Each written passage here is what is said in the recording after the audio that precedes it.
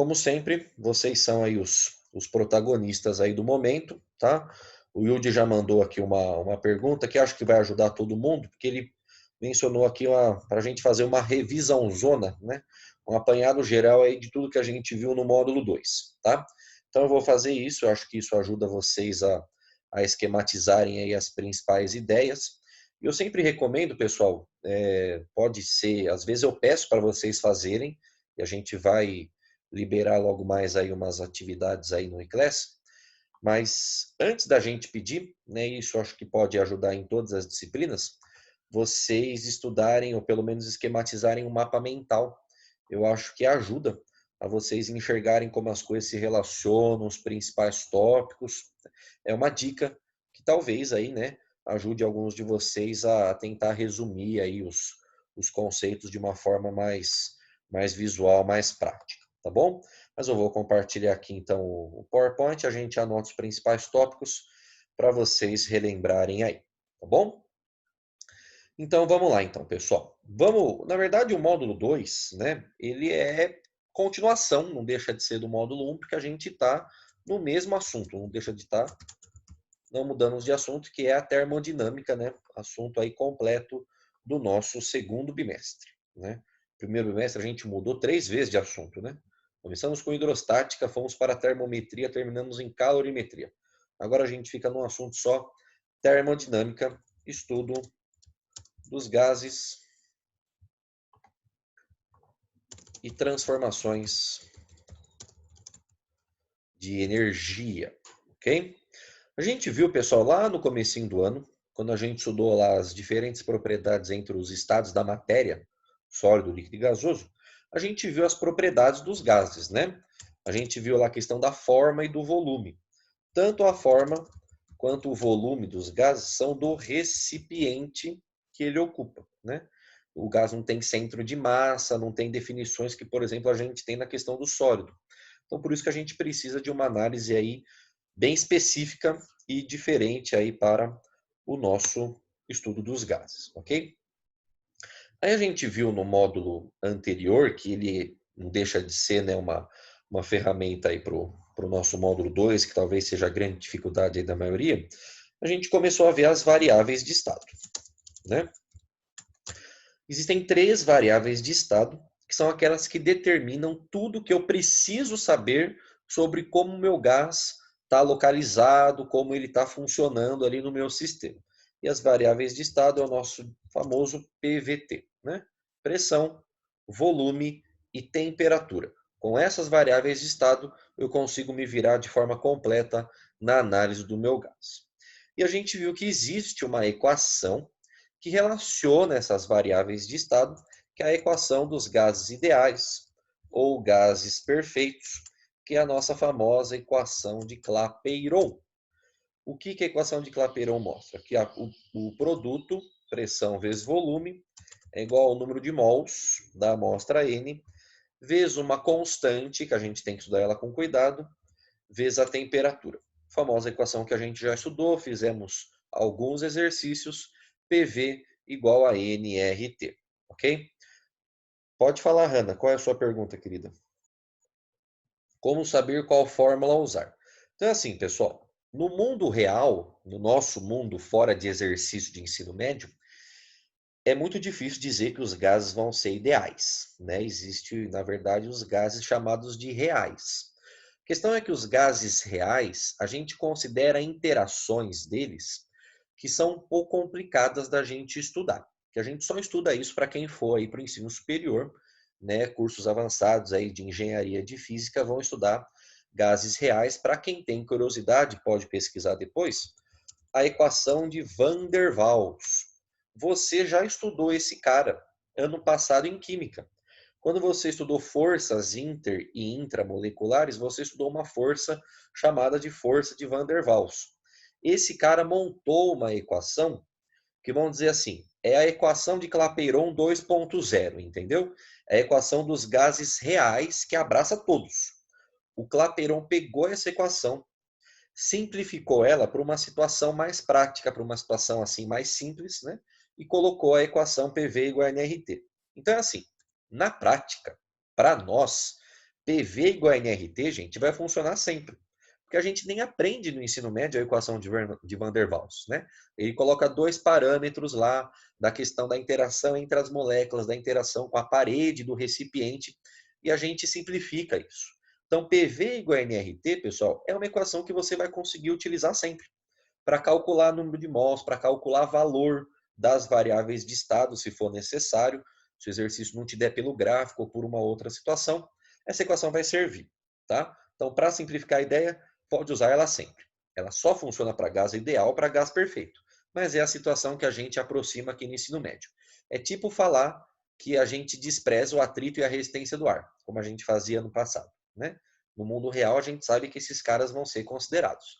Mas nas equações lá do MOVE, das leis de Newton que a gente estudou, a gente simplifica a nossa vida para poder ir pelo atalho e ganhar um pouquinho de tempo, tá bom? Através dessa equação, PV igual a nRT, nós chegamos naquela equação que relaciona dois estados térmicos, um estado 1 e um estado 2, dois estados termodinâmicos, melhor dizendo. O estado 1 e o estado 2, como que eles vão se relacionar?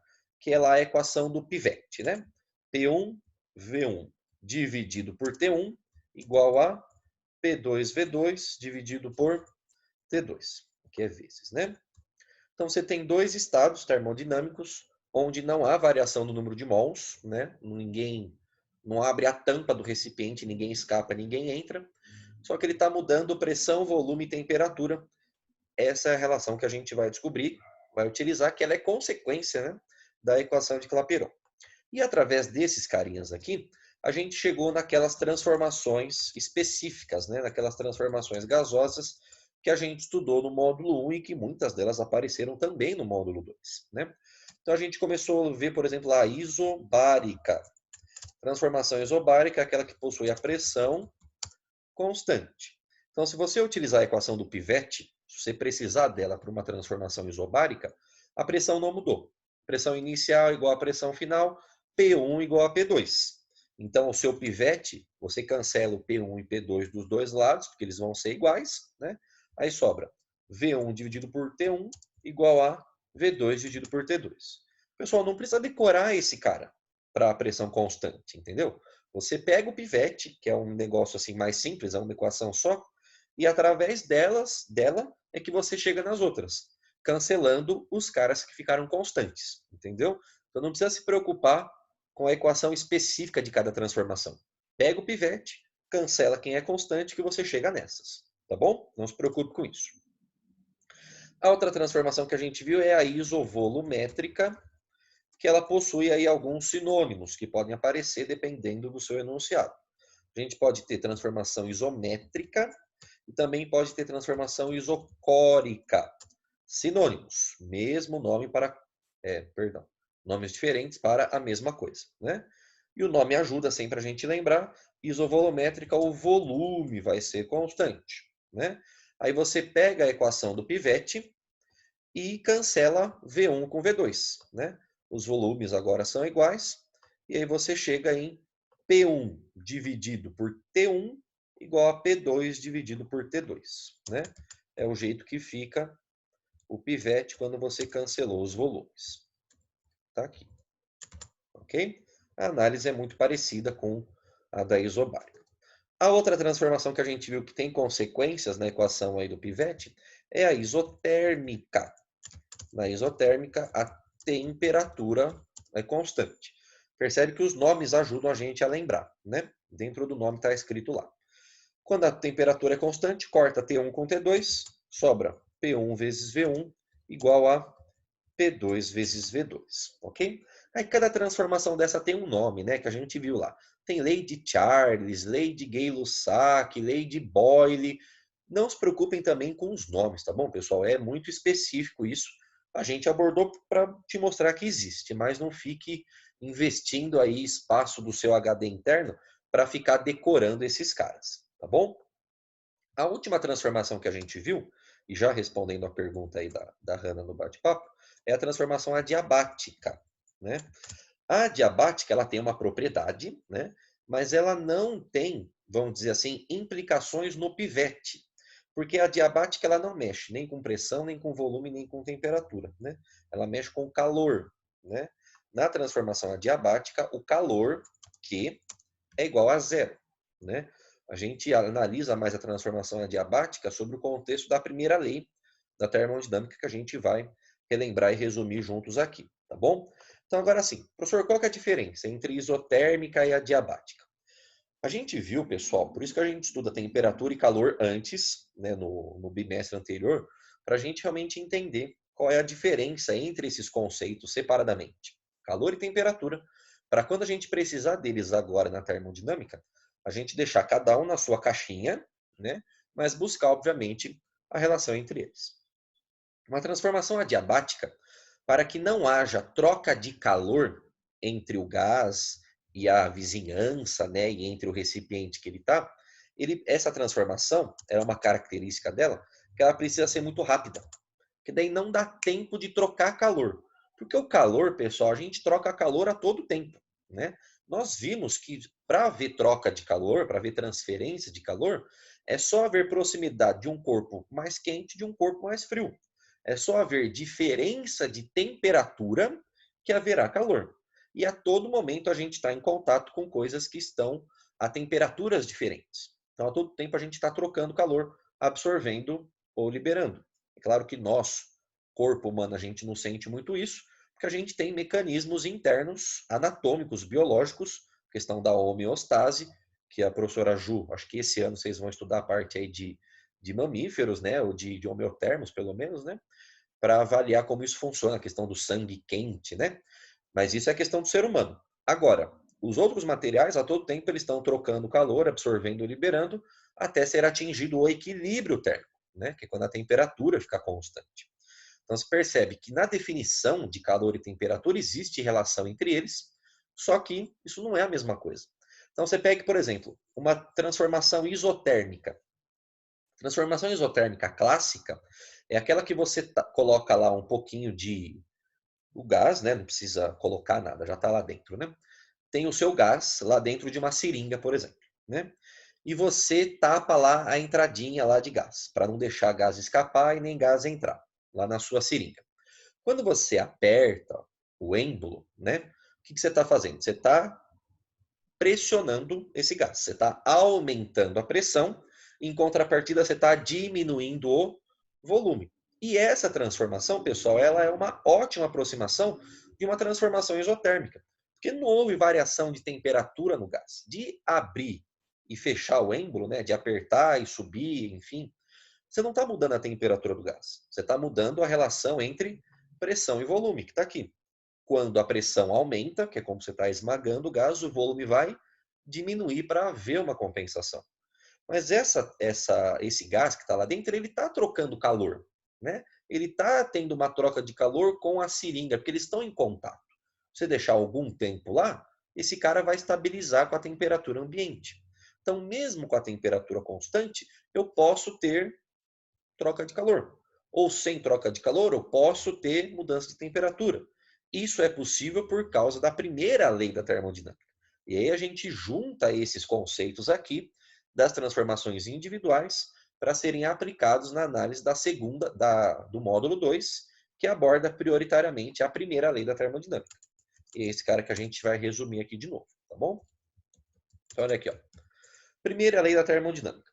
Essa é uma lei, pessoal, de conservação de energia, né? Você aprendeu em química e relembrou comigo ano passado aquele princípio famoso lá de Lavoisier, que na natureza a energia não se cria, a energia não se perde, a energia se transforma.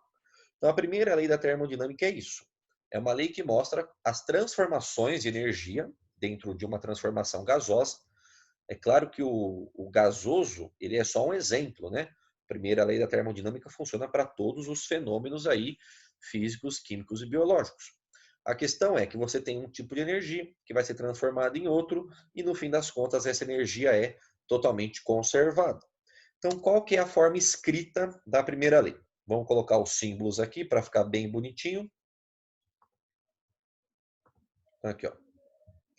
Pegar o nosso amigo delta. Delta U, a gente vai relembrar quem que é quem aqui, tá bom? Delta U igual a Q menos o tal. letrinha grega tal. Então, essa aqui é a montagem da primeira lei, ok?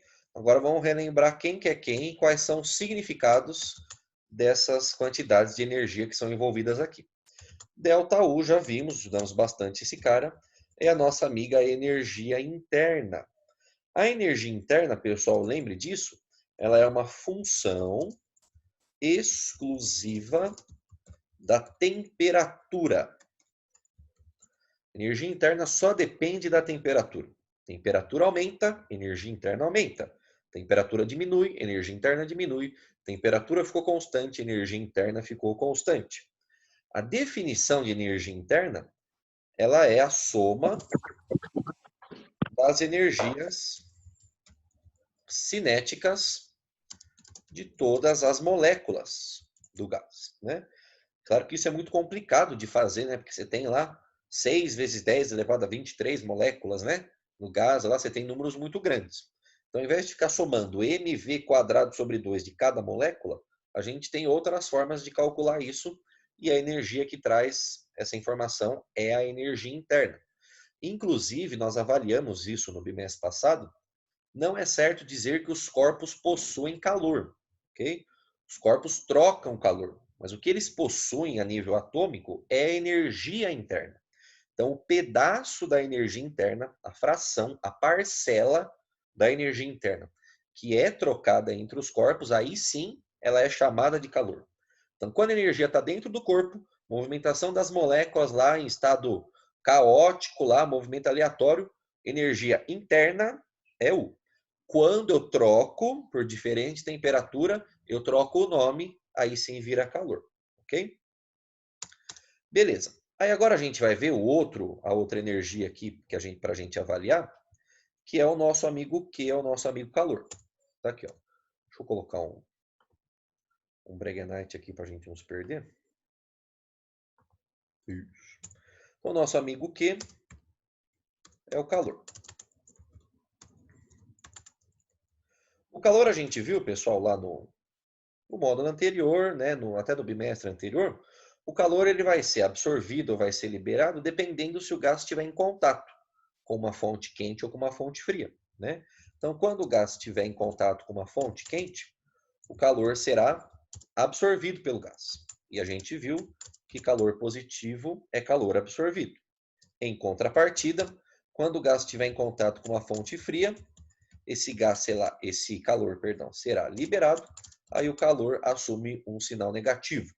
É muito importante, pessoal, a gente tomar cuidado com essa questão dos sinais, para a gente substituir corretamente aí na lei de conservação da termodinâmica, tá?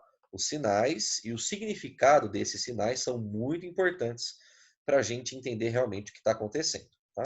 Deixa eu escrever o que eu falei aqui de energia interna, a gente já comentou, mas eu vou falar de novo. Então, por exemplo, se a temperatura, vou colocar assim, ó, se o ΔT, né? Vou pôr o delta. Já respondo o chat só um instantinho. Se o ΔT for positivo, ou seja, se houve um aumento de temperatura,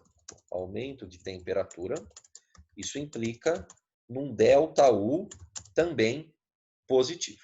E aí você troca o sinal. Se ΔT é negativo, se há uma diminuição de temperatura, vamos trocar aqui. Se há uma diminuição da temperatura, aí a energia interna diminui, ΔU igual a negativo. Agora, se nós tivermos uma variação de temperatura igual a zero, ou seja, se a temperatura ficar constante, que é a transformação isotérmica que a gente viu, né?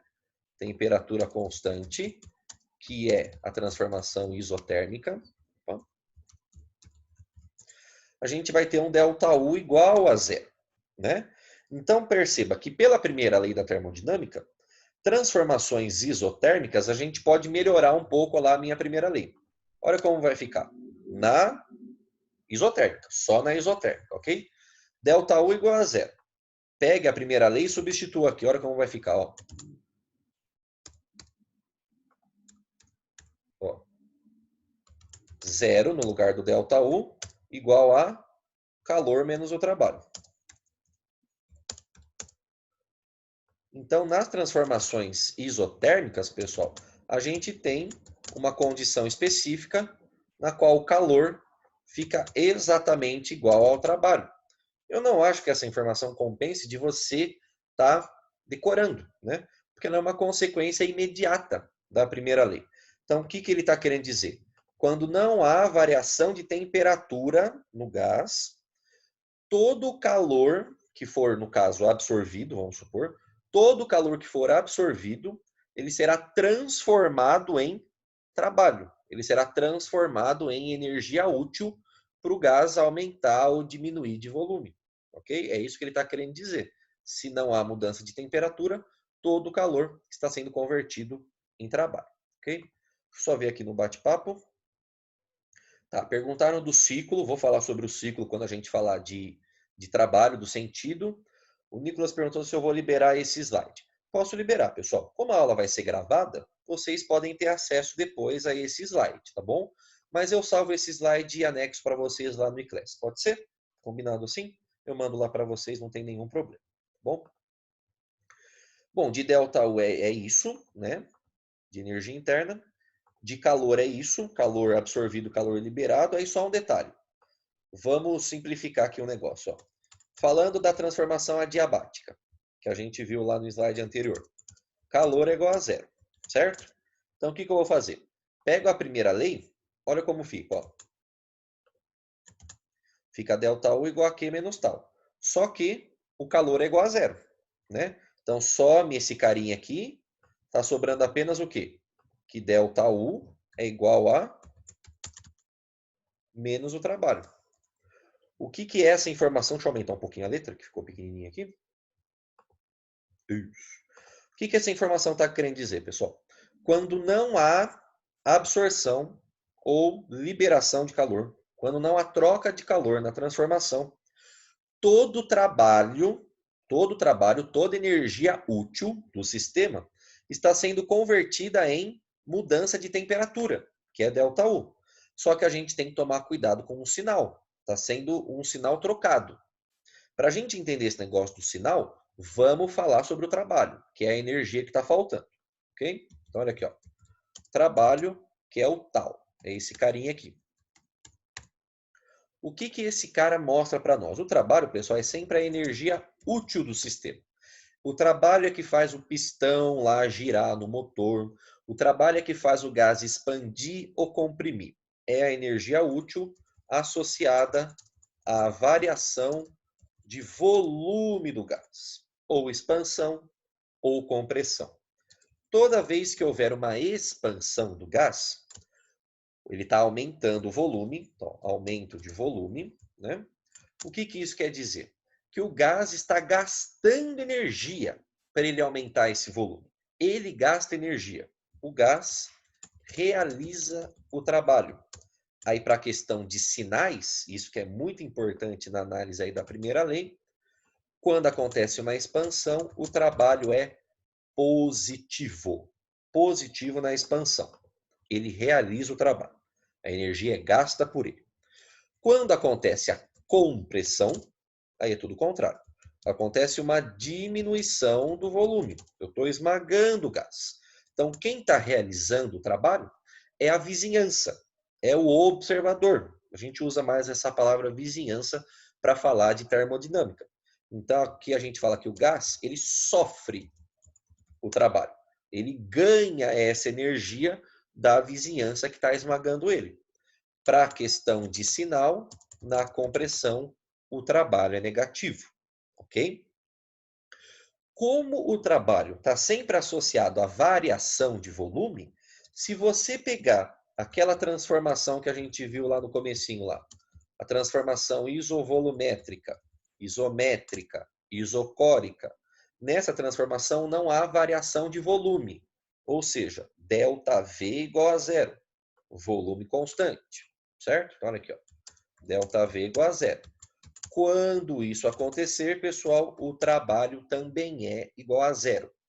Não há gasto de energia ou ganho de energia na forma de trabalho quando a transformação for isovolumétrica, quando não houver variação de volume, ok? Então agora como que fica a nossa primeira lei? Deixa eu copiar ela aqui do outro slide, para não precisar ficar digitando toda hora. Ó. para cá. Aqui. Então, na isovolumétrica, só na isovolumétrica que eu estou falando agora, tá bom? Não vai falar que é para todas isso, pelo amor de Deus, hein? Delta U igual a Q menos tal. Quando o trabalho for igual a zero, na transformação isovolumétrica, o ΔU fica simplesmente igual ao calor. Então, o que isso quer dizer?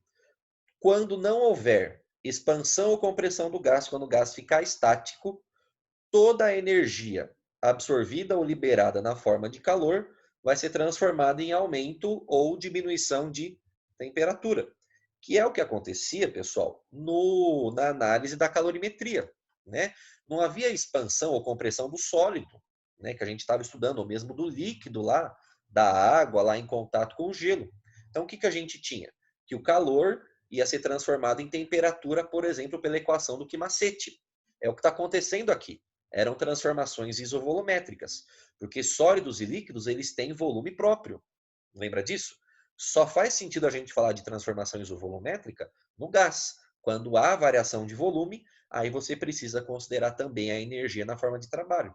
Então perceba que essa equação aqui, ó, ela se encaixa muito bem com a análise da calorimetria lá do Quimacete, tá? Fique atento com isso, tá bom? Beleza.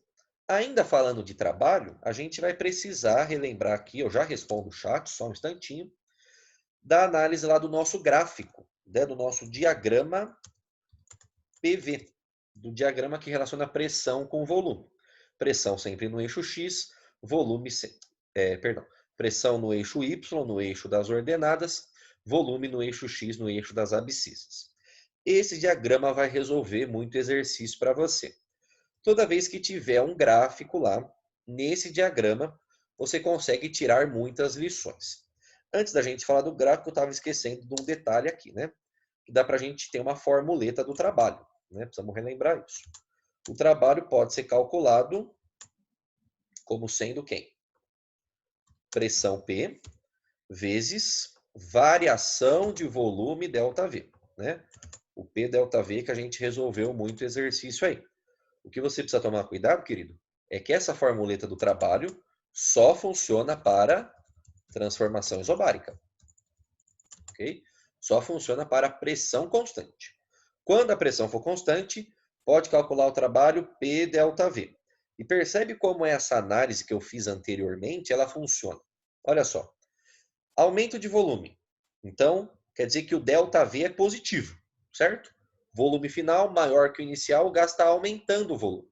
Então, se o ΔV for positivo, o trabalho também vai ser positivo, certo? Porque a pressão é sempre um número positivo, não existe pressão negativa. Quando acontece a compressão, o ΔV é negativo. Ele diminuiu o volume. Volume final menor que o inicial. Aí o ΔV fica negativo, certo?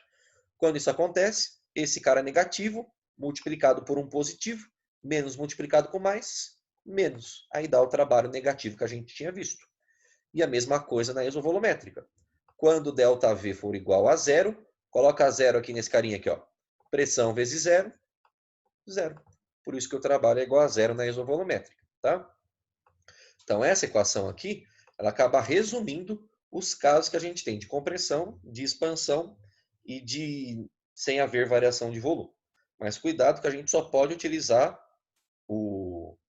a fórmula exata, os sinais sempre vão ser válidos, né? Mas o cálculo exato só para transformação isobárica. Quando a transformação não for isobárica, quando ela for isotérmica, quando ela for adiabática, ou quando não tiver um nome específico para ela, enfim, mas quando tiver variação de pressão, enfim, a gente tem que considerar o diagrama PV, o gráfico que a gente estudou bastante aí no módulo 2. Então, o que a gente tem que relembrar de propriedades desse gráfico? Se você quiser calcular o trabalho da transformação utilizando esse gráfico, você vai calcular a área embaixo da curva. Quando a gente fala curva, pessoal, é que curva é um nome geral para qualquer desenho que a gente colocar no gráfico, tá? Mas para nós, pessoal, vão ser retas, né? A gente não sabe calcular áreas de figuras geométricas que não tenham lá aquelas formulinhas lá prontas que a gente conhece. Você vai conseguir calcular isso se você for para a área do ensino superior. Aí a gente também consegue na faculdade calcular áreas de figuras aí um pouco diferentes, utilizando ferramentas de cálculo avançadas, mas Não é o nosso caso, ok? Então, se você quiser calcular o trabalho, o que é a área embaixo da curva? Então, por exemplo, você tem uma reta que é assim. A área que você vai calcular é entre essa reta e o eixo X, e o eixo do volume. Tudo que tiver embaixo dessa reta, até chegar no eixo do volume, é a área que você vai calcular para dar o trabalho. O chat está apitando aqui muito, deixa eu ver se estão me chamando aqui. Tá, estão falando aqui de área de trapézio, é sempre bem confusa. Então, deixa eu fazer o seguinte, ó. Vou pegar um print, eu vou tirar um print aqui de uma transformação dessas, para a gente ver como que fica visualmente, tá? Então, pera um pouquinho, ó. Deixa eu digitar aqui para pegar uma imagem, para projetar aqui para vocês, para a gente entender junto, tá? Só um instantinho, já encontro. Pronto, achei. Vamos salvar essa danadinha aqui. Pronto. Então vamos fazer o seguinte, ó. Deixa eu me ajeitar aqui.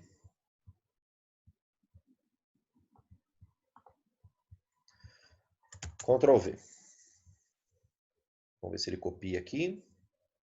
Isso, ficou em cima aqui da nossa tela. Vamos ajustar. Vou colocar no outro slide, é melhor, né? Tá um pouquinho... Opa. Ah, legal que ele copiou junto aqui, né? Então, pera um pouquinho. Volta mais uma. Isso, meu garoto. Vamos colocar no outro slide aqui para a gente não misturar as ideias, então, tá? Bonitão. Tá dando errado. Vamos de novo aqui. Copia. Agora vai, né? Pronto, tá aqui. Vamos dar um zoom bacanão para você entender do que eu estou falando. Ó. É isso aqui, pessoal. Esse aqui é um exemplo clássico de diagrama PV para a gente calcular a área que está aí embaixo da curva, né? Então, vamos fazer o seguinte, ó. Deixa eu colocar uma apresentação de slide para eu conseguir pintar a área. Então, olha o que a gente vai fazer, pessoal. O exercício está te dando esse gráfico, um diagrama PV. Está indo do ponto A, que é esse aqui, ó. Opa, volta. Isso. Isso. Esse aqui é o nosso ponto A e esse aqui é o nosso ponto B, tá bom? O exercício quer saber qual foi o trabalho que foi gasto aí na transformação AB. Então vamos lembrar, pessoal, é diagrama PV? É, olha aqui, ó, pressão, já está na unidade, Newton por metro quadrado, que é Pascal, é a unidade do sistema internacional, ok? E o volume, está digitado errado aqui, né, pessoal? Tem que ser metro cúbico, né? Volume metro cúbico, tem metro quadrado ali, não sei porquê. Metro cúbico é a unidade de volume. Então, tá nas unidades corretas? Olha isso primeiro para você ver se você vai precisar ajustar alguma coisa. Vimos que as unidades estão corretas, vamos calcular a área. Então, o que é a área? Ó, a reta está aqui. Tudo que tiver embaixo dessa reta, até chegar no eixo X, até chegar no eixo do volume.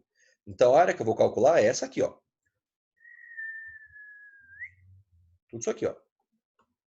Embaixo da reta até chegar no eixo X, no eixo do volume. Essa é a área que a gente vai calcular, que corresponde ao trabalho. Tá bom? Professor, como que eu sei que isso aqui é um trapézio? Nem sempre vai ser um trapézio, né, pessoal? Mas nesse caso é.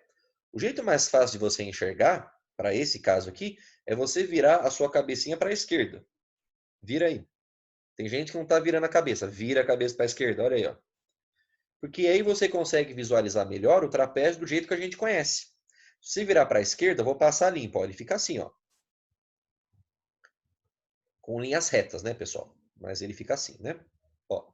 Esse é o trapézio daquela figura. Se você virar a cabeça para a esquerda, você enxerga. Por que esse jeito é mais fácil? Porque você tem que lembrar da formulinha da área do trapézio, né? Olha aqui, ó. A área é igual. Base maior, que é o nosso amigo Bzão, mais base menor, que é o nosso amigo Bzinho, dentro do parênteses, pelo amor de Deus. Tudo isso vezes a altura, nosso amigo H. Tudo isso dividido por... Opa, ficou meio tortinho, né? Mas você vai entender. Tudo isso dividido por 2. Tá aí. Essa é a área do trapézio. Quando você vira e enxerga o trapézio dessa forma, fica mais fácil para você enxergar quem é quem. Então, olha aqui, ó. Quem é a base maior do trapézio? É esse meu cara aqui, ó. Certo? Nossa, tá torto hoje, hein? Pelo amor de Deus. Base maior, Bzão. Se você virar de volta o trapézio na sua figura, você enxerga quem é o Bzão. Esse cara aqui em vermelho é esse cara aqui, ó. Esse cara é a minha base maior. Concorda comigo? Que no gráfico tá valendo 8. Então, no lugar do Bzão aqui, ó, 8 nesse exercício. Ok? Base menor, pessoal, vamos trocar de cor aqui para você entender a ideia. Base menor está aqui, ó.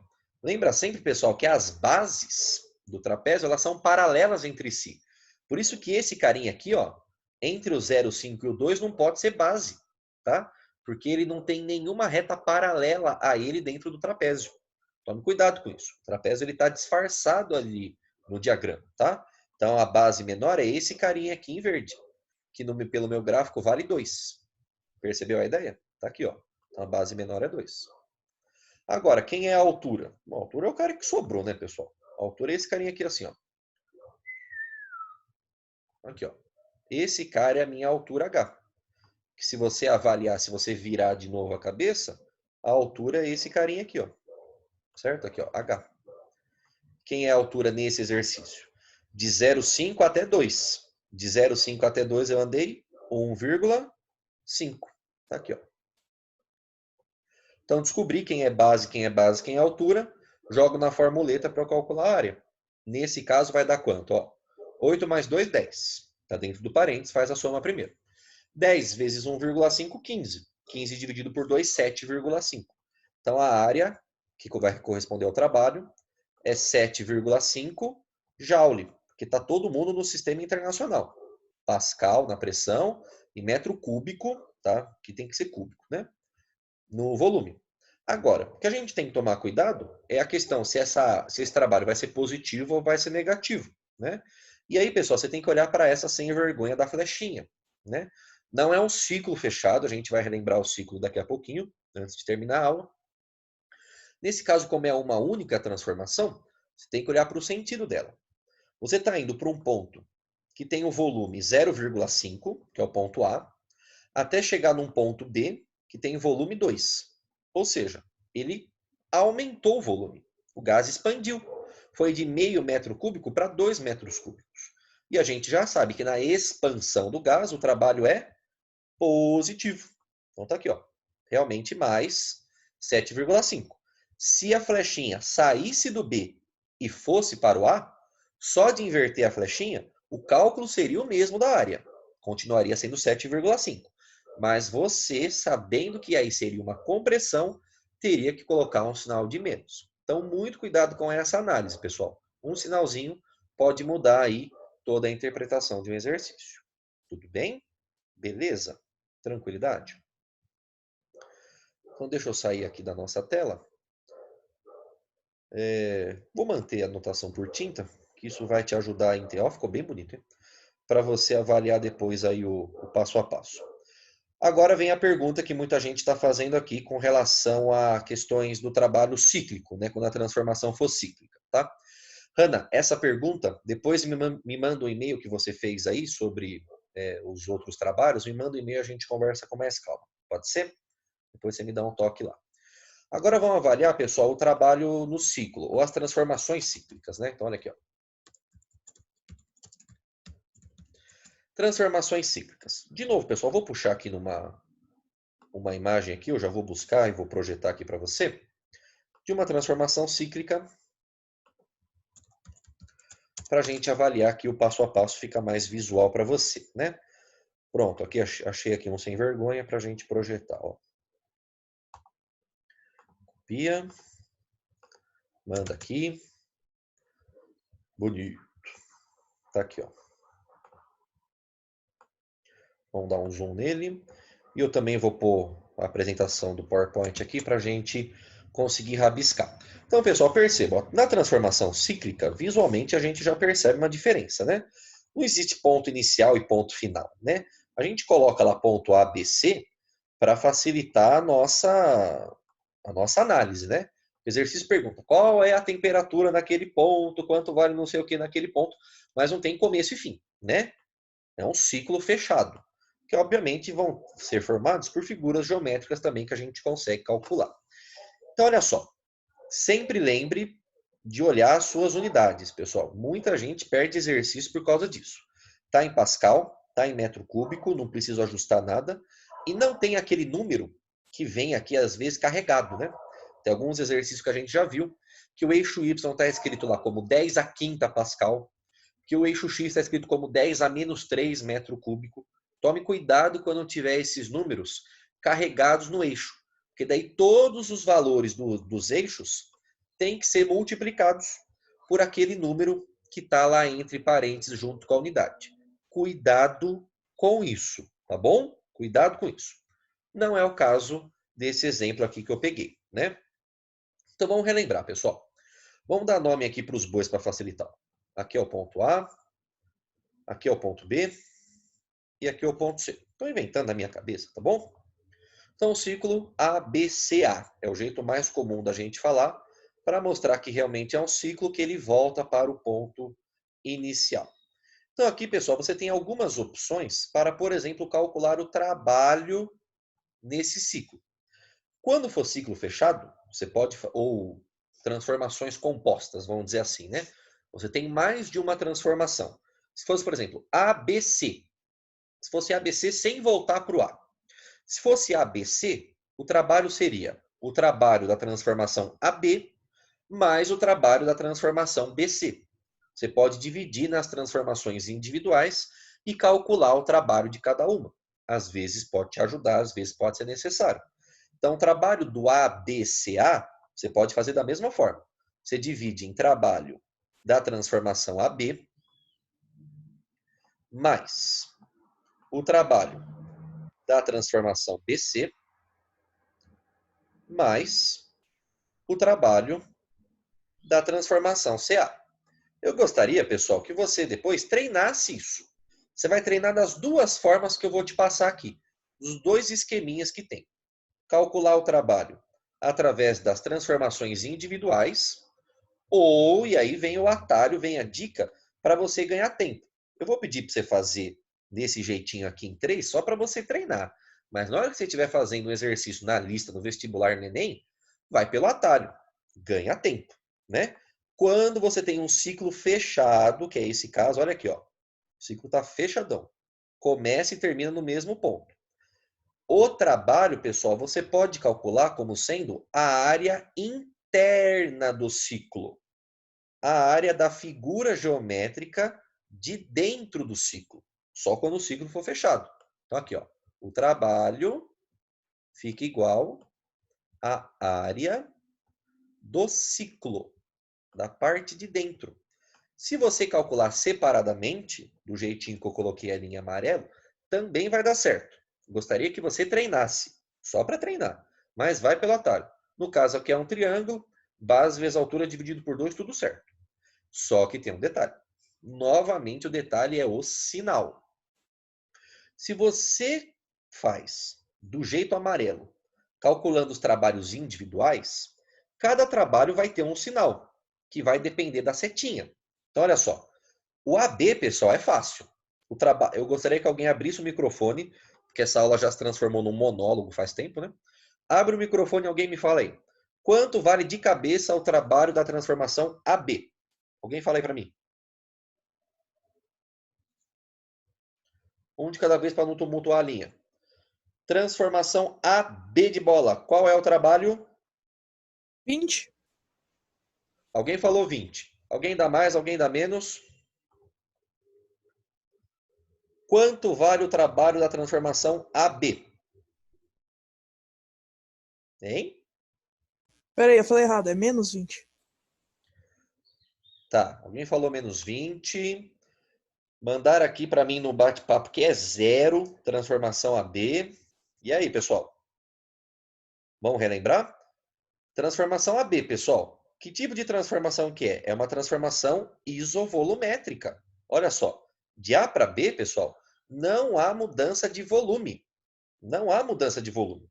O ponto A tem volume 2 e o ponto B também tem volume 2. Quando não houver variação de volume, o trabalho é 0. Por isso que eu falei que é de cabeça, nem precisa fazer conta.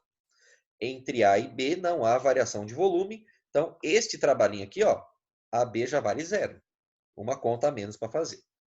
O trabalho BC, você faz por P delta V, porque é uma transformação isobárica, pressão constante, e o BC vai ser positivo, né? Porque ele está sofrendo uma expansão. Então, esse cara aqui é zero, esse cara aqui é positivo, e de C para A está sofrendo uma compressão, tá vendo? Ele está indo de 8 para 2 metros cúbicos, então é um trabalho negativo. Então eu estou mostrando que nos trabalhos individuais, cada um tem o seu sinal, por causa do sentido da flechinha. Agora, no trabalho do ciclo, aí você tem que avaliar o ciclo como um todo. O ciclo pode ser horário e o ciclo pode ser anti-horário. É bem legal de escrever isso aqui, é bem fácil, a letra fica bem bonita. Nossa Senhora. Ciclo horário, ciclo anti-horário. Quando o ciclo for no sentido horário, o seu trabalho será positivo. Sempre, professor? Sempre. O ciclo completo estiver no sentido horário, trabalho positivo. Ciclo completo no sentido anti-horário, trabalho negativo. Então, neste caso deste exercício específico, o ciclo está no anti-horário. É só avaliar as flechinhas. Concorda comigo? Então, se você calcular a área interna desse triângulo, você precisa colocar um sinal de menos para garantir a obediência do sinal da flechinha. Se você calcula pelas áreas individuais aqui, ó, pelos trabalhos individuais, naturalmente o sinal negativo vai aparecer. Se você lembrar do sentido de cada flechinha da transformação BC e da transformação CA. Tem que lembrar disso. Então é assim, pessoal. Ou o sinal aparece, ou você coloca o sinal, só que para isso você tem que saber a teoria. Para isso você tem que lembrar das propriedades. Se for ciclo, horário, trabalho é positivo, ciclo anti-horário, trabalho negativo. Transformações individuais que não são cíclicas. Expansão, aumento de volume, trabalho positivo. Compressão, diminuição de volume, trabalho negativo. Essa é a análise do ciclo necessário para ser feito. Tá? Para cálculo de trabalho é isso. E para terminar nossa aula, o último comentário sobre transformações cíclicas que a gente pode fazer, que você joga de cara. Na transformação cíclica, se você considerar o ciclo completo ABCA, o ΔU vale zero. O ΔU do ciclo. Essa propriedade resolve muito exercício para você. Professor, você está querendo dizer que o ciclo é uma transformação isotérmica? Basicamente, pessoal. Por quê? Porque no ciclo, o ponto inicial é igual ao ponto final, certo? Não quer dizer que ele começa no A, que ele começa no B, mas ele começa e termina no mesmo ponto, é um ciclo. Então, se o ponto inicial é igual ao ponto final, quer dizer que a pressão inicial, o volume inicial e a temperatura inicial são iguais. A temperatura final ao volume final e a pressão final, porque é o mesmo ponto. E a gente está interessado agora na temperatura. Por quê? Porque eu quero falar de energia interna. Como a temperatura inicial é igual à temperatura final no ciclo, já que a gente está avaliando o mesmo ponto, o que isso quer dizer? Que a energia interna inicial é igual à energia interna final. Por quê? Porque a energia interna só depende da temperatura. Então, se o cara inicial é igual ao cara final, quer dizer que ele não varia. Como diria no interior, ele não vareia. Né? Olha aqui, ó. ΔU igual a zero, não há variação de energia interna no ciclo fechado. Resolvemos vários exercícios, seja da apostila ou das listas extras que eu mandei lá para você lá do Projeto Medicina, utilizando essa ideia de ciclo fechado, variação de energia interna ΔU igual a zero. Bom? E através disso você pode usar a primeira lei, né, para avaliar o ciclo completo ou para avaliar a transformação individual. Pessoal, aqueles exercícios que eu comentei com você, que trazem em cada item uma coisa diferente para você calcular, eu repito, são os melhores. São os que dão mais trabalho? São. Mas você treina uma análise por item, isso é bom, isso é importante, isso vai juntando os conhecimentos em um único exercício. A grande dificuldade, pessoal, que eu percebo da maioria dos alunos aí em termodinâmica, não é nem a questão da matemática, né? Porque as continhas que a gente tem não são difíceis, né? É a questão da física. Saber quando é positivo, quando é negativo, que tipo de energia eu estou considerando. Fiquem sempre atentos com isso aí, porque cada exercício vai mandar para você para um caminho dependendo dessa análise de sinais, tá bom? Assim, resumindo, a análise é essa, tá? A análise é essa aí. Cada exercício, como eu disse para vocês, vai levar vocês para um caminho, mas, nossa, eu fiz aqui a anotação a tinta, eu não salvei, né? Eu sou uma anta sem janta, né? Depois eu anoto o que eu fiz aqui com a caneta para salvar para vocês no slide, tá? Teve gente que pediu aí, tá bom? O Ctrl Z ele salva? Deixa eu ver. Acho que não, né? Não. Porque como foi, eu fiz a anotação a tinta na apresentação de slide, né? Eu não fiz no slide, então o Ctrl Z ele não vai resolver nesse caso, tá? Mas eu faço o coloridinho aqui de novo para anexar para vocês lá no Niclés esse slide, tá bom? Pessoal, resumindo é isso, né? Como a gente está aí caminhando já para o final desse módulo, eu acho que esse resumo ele foi bem importante, né? Para a gente bater esse papo, para resumir os principais tópicos, para você se localizar aí no que for necessário, tá? Nós já chegamos aí, já passamos de 50 minutos de aula, não é a proposta também a gente ficar mais do que isso, mesmo porque amanhã a gente já tem um outro encontro marcado de manhã, né? Essa semana ficamos com 2 aulas aí, síncronas, então não precisamos, né, sobrecarregar um momento. Amanhã a gente se encontra de novo, resolvendo mais exercícios, mais dúvidas. Eu vou lançar, pessoal, amanhã um slide sobre a segunda lei da termodinâmica, tá? É um conceito ainda do módulo 2, não tem continha para fazer, tá bom? É uma análise puramente qualitativa, tá? E eu vou bolar uma estratégia aí para a semana que vem a gente fazer um debate bem interessante, turma contra turma, mas num espírito esportivo, tá bom? Sobre consequências da segunda lei da termodinâmica. Depois eu divulgo para vocês como isso vai funcionar, tá bom? Então amanhã temos a nossa aula Zoom, tá no horário lá que eu não lembro qual é, mas é de manhã, tá? De manhãzinha. Vou liberar os slides da segunda lei, tá? E vou, como não tem atividade, não tem exercício de segunda lei, vou liberar uma listinha CPB no capricho para você treinar bons exercícios aí. Beleza?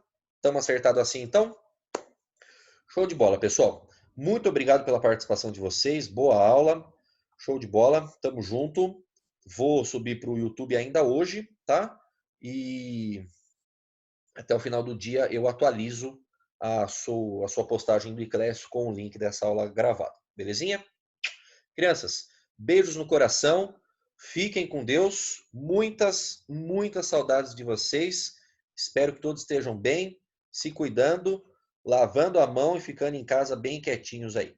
Fico feliz com as mensagens que eu estou recebendo aqui no chat. Que bom que ajudou vocês, tá bom? Fiquem com Deus. Até amanhã. Tchau, tchau.